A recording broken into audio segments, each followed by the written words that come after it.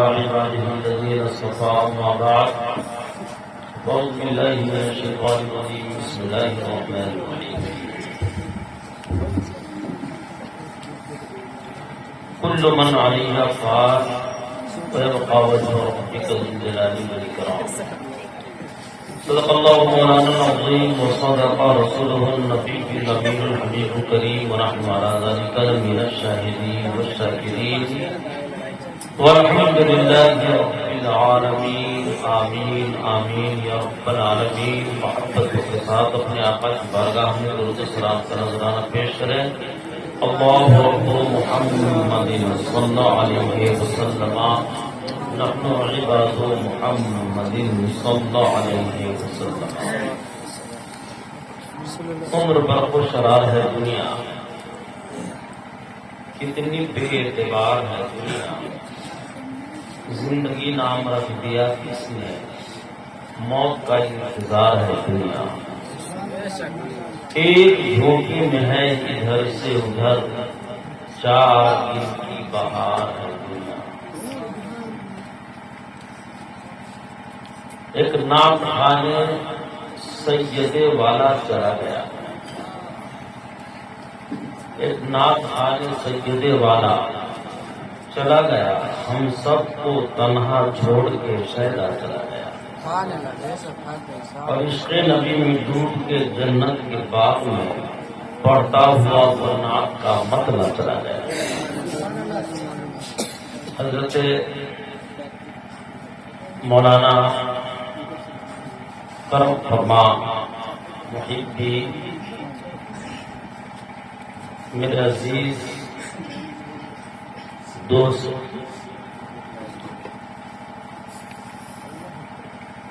غلام رسول شیدہ مرفادی علیہ الرحمہ اب اس دنیا میں آئے.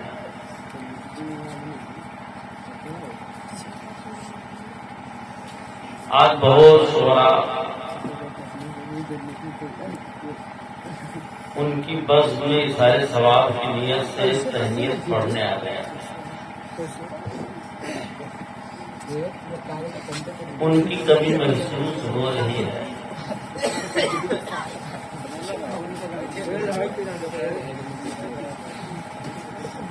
آج وہ ہوتے تو محفل میں 4 نہیں 8 چاند لگ جاتے.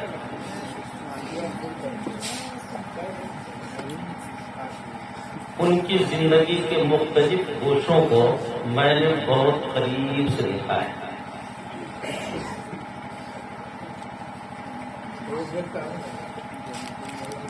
بہت سارے افراد کو جب ان کی موت کی خبر لگی تو بھاؤک ہو گئے، حیرت میں پڑ گئے اور انہیں یقین ہی نہیں آ رہا تھا کہ حضرت شیدہ مرفادی کے ساتھ اس طرح کا حادثہ ہو سکتا ہے. اور چونکہ وہ ہمارے ہم نام تھے اس لیے بہت سارے لوگوں کو کنفیوژن بھی ہوا. بہت سارے لوگوں کو میرے تعلق سے گمان ہوا اور میرے پاس، میرے ہمدردوں کے پاس، میرے دوستوں کے پاس بھی فون آئے اور انہوں نے خبر دیا کہ معاملہ کیا ہے. خود میرے چچا سالے کو پتہ چلا جلیشور سے. انہوں نے میرے سسر کو فون کیا کیونکہ میں اس دن سیو نگر میں تھا. مولانا کمال احمد خان کنہولی والے نے میرے پاس فون کیا کہ ہمیں ایسی خبر ملی ہے، بابو حافظ قمر رضا نے میرے پاس فون کیا ہے. میں نے کہا ایسا نہیں ہو سکتا ہے. پھر میں نے فون کاٹ کر کے جامی صاحب کو فون کیا تو انہوں نے کہا کہ بات صحیح ہے. ہوش اڑ گئے، ہوش اڑ گئے.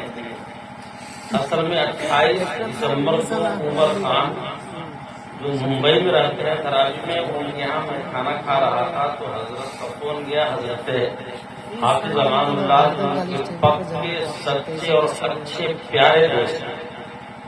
میں سمجھتا ہوں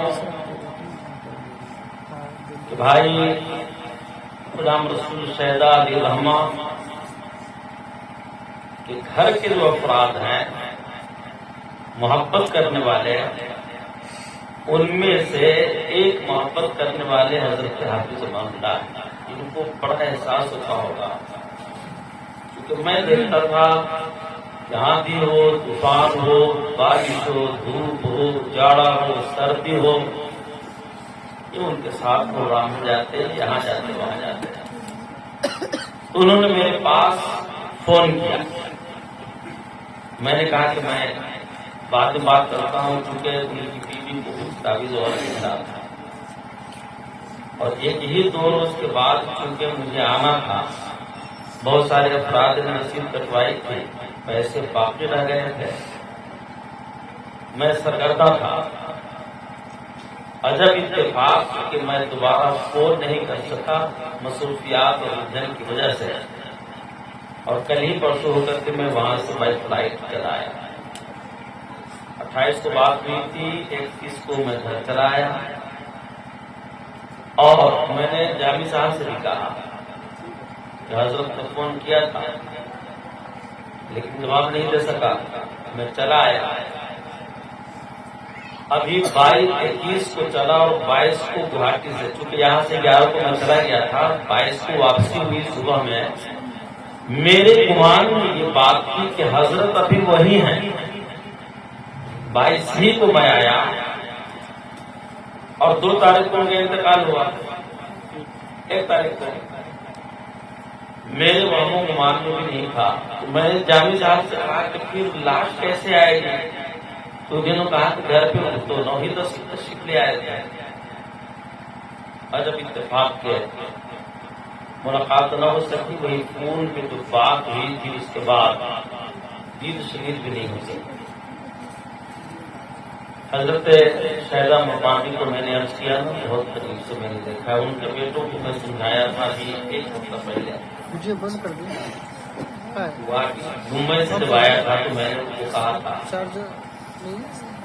جہاں پہ سفر کرنے کے لیے ہماری روح کانپتی تھی، ایسے نازک وقت میں بھی کوئی فون کرتا کہ میرے یہاں پروگرام ہے تو سائیکل اٹھاتے اور چلے جاتے.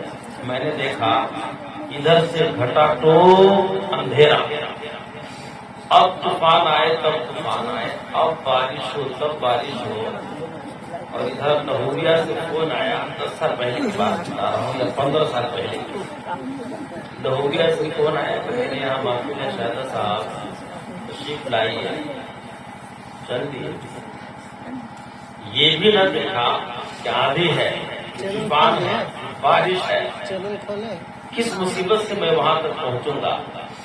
کیونکہ ان کے گھر کے زیادہ ممبران، زیادہ ان کے خرد و نوش اور معاش کا معاملہ تھا، کس حساب سے وہ مینج کرتے وہ صرف وہی جانتے تھے. ایسے بہت سارے مواقع آئے جہاں دعوت کی اور میں نہیں جا سکا، پریشانی کی وجہ سے، دشواری کی وجہ سے، سردی کی وجہ سے، کیچڑ کی وجہ سے، پانی کی وجہ سے، آندھی اور طوفان کی وجہ سے، لیکن وہ پہنچ گئے. بہت سارے شعراء ہمارے یہاں تشریف فرمائے، برا نہ مانے، ان میں سے بہت لوگ اچھے ہیں اور سب بلکہ اچھے ہیں، لیکن شہداء صاحب کو جو میں نے قریب سے دیکھا ہے وہ اچھوں میں بھی اچھے تھے. اچھوں میں بھی نماز کے پابند، جس وقت وہ پہنچے مغرب کا وقت ہے تو مسجد، عشاء کا وقت ہے تو مسجد میں، پروگرام کا رات بھر کا ہے صلاۃ السلام کے بعد مسجد میں. نماز میں نے ان کو چھوڑتے ہوئے نہیں دیکھا. مولوی صورت، چہرے پہ داڑھی، کرتا پاجامہ، سر پہ ٹوپی، بہترین عالم، اچھے شاعر، اور شاندار شعلہ‌بار مقرر. جب کوئی مقرر کسی اسٹیج پر نہ آ پاتے تو شیدا مرمادی اکیلے کھانے دیتے ہیں. آپ لوگوں میں سے بہت سارے لوگوں نے ان کی تقریر بھی ماشاءاللہ. اور نعت شریف جس انداز میں پڑھنا چاہیے، عشق رسول کے جس سانچے میں ڈوب کر پڑھنا چاہیے، شاعر صاحب پڑھ رہے. اگر کوئی شاعر کسی اسٹیج پہ کم ہوتا تو شاہدہ صاحب جہاں تشریف فرما ہوتے شاعر کی کمی محسوس بھی نہیں ہونے دیتے. اخلاق کی اتنی دھنی کوئی اس راستے سے گزر تو جائے باہر کی کوئی آدمی بغیر چائے پلائے، بغیر ناشتہ کھلائے، بغیر پان کھلائے، مجال نہیں کہ وہ آدمی ٹس سے مس ہو جاتا ہے اور گزر جاتے ہیں. اللہ کے حبیب سید عالم صلی اللہ تعالیٰ علیہ وسلم شان میں اللہ رب العزت کی ارشاد فرمائی کہ نظیم محبوب ہم نے آپ کے خلق کو بلند کیا. اخلاق کو جناب شیدا مرقادی علیہ رحمہ اخلاق کے بڑے دھنی تھے. قیامت کے روز میزان عمل میں سب سے وزنی جو عبادت ہوگی وہ اخلاق ہے. اخلاق کے بڑے دھنی سے ہمارے شیدا صاحب. یہ کوئی منہ دیکھی بات میں نہیں کہہ رہا. اور حق گو اتنے کہ منہ پر کسی کو کوئی حق اور سچی بات کہنے سے ڈرتے بھی نہیں تھے. آپ کو برا لگے بھلا لگے. تو بہت ساری خوبیوں کے حامل، بہت ساری خوبیوں کے مالک ہمارے شیدا بھائی علی رحمہ تھے. بعد مثال بھی آپ نے ان کا چہرہ دیکھا ہوگا. بہت سارے لوگوں کے چہرے دکھا جاتے ہیں، لیکن یہ چہرہ ایسا لگ رہا تھا کہ گویا جنتی کا چہرہ سامنے سے رکھ رہا. اس علاقے میں جنازے میں کبھی کسی فرد نے اتنی بھیڑ نہیں دیکھی ہوگی. اگر ایک روز جنازہ روک دیا جاتا تو میں سمجھتا ہوں کہ شاید مدرسے کی جس زمین پہ ان کا جنازہ ہوا ہے وہ زمین بھی ناکافی ہوتی. سب لوگ اشرار سوگوار اور سارے لوگوں کے چہرے اترے ہوئے تھے. سب لوگ ان کے خلاف گیت گا رہے تھے. اور ایمان والے صاحب ایمان اچھے لوگ مسلمان جس کو اچھا کہہ دے یقیناً وہ اچھا ہی ہے. اللہ کے حبیب سید عالم صلی اللہ تعالیٰ علیہ وسلم مسجد نبی کے قریب تشریف فرما ہے. صحابہ کرام حالہ بن کر آپ کے ارد گرد ہیں. ایک جنازہ گزرا تو صحابہ کرام نے عرض کیا یا رسول اللہ یہ آدمی بڑا نیک تھا، بڑا متقی تھا، پرہیزگار تھا، تقویٰ دار تھا، بااخلاق تھا، اچھے کردار کا مالک تھا. اللہ کے حبیب صلی اللہ تعالیٰ علیہ وسلم ارشاد فرماتے ہیں وجبت وجبت وجبت. اتفاق کی بات ہے کہ تھوڑی ہی دیر کے بعد ایک اور جنازہ گزرا.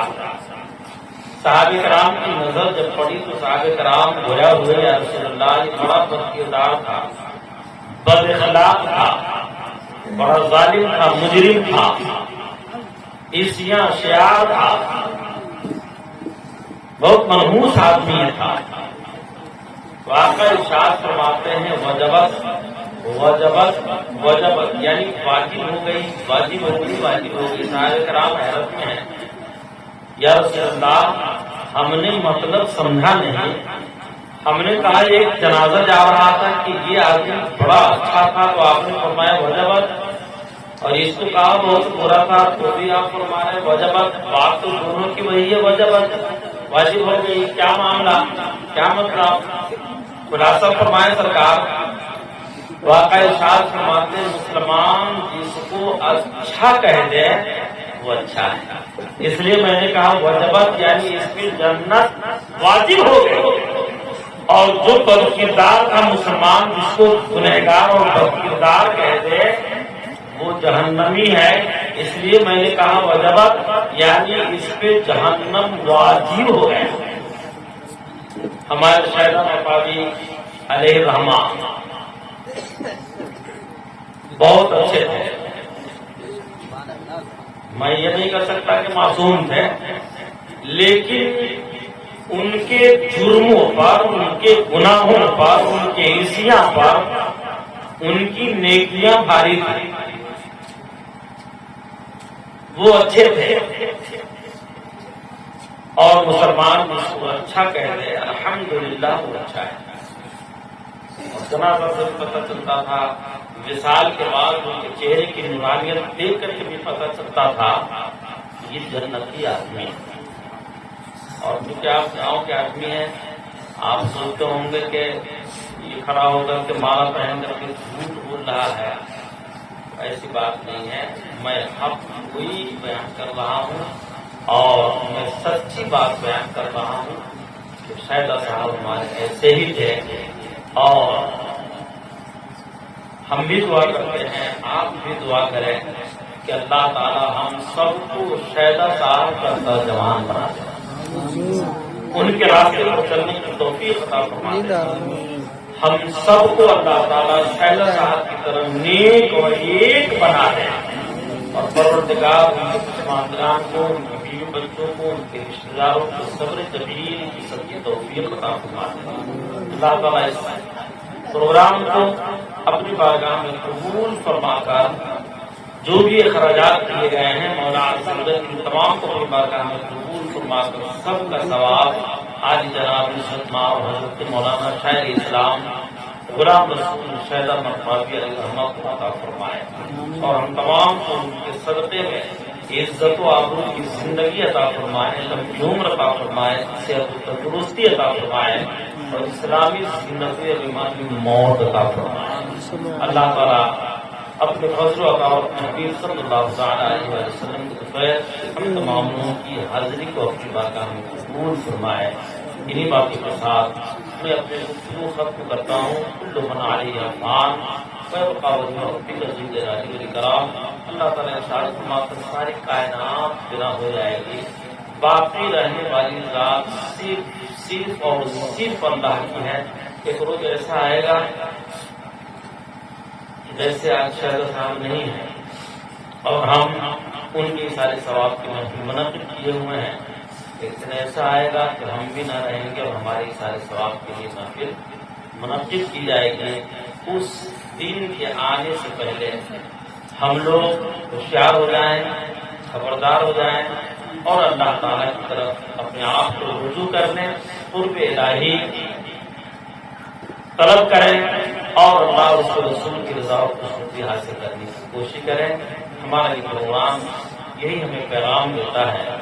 زور سے ہم تمام لوگ پڑھ لیں استغفر اللہ، زور سے پڑھیں استغفر اللہ ربی من کل ذنب واتوب الیہ.